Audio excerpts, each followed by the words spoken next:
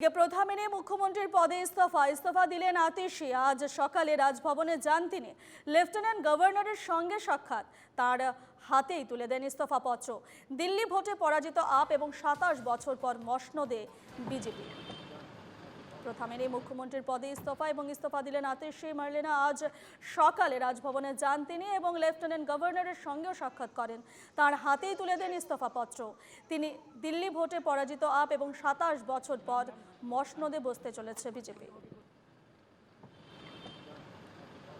27 বছর পর মসনদে বিজেপি।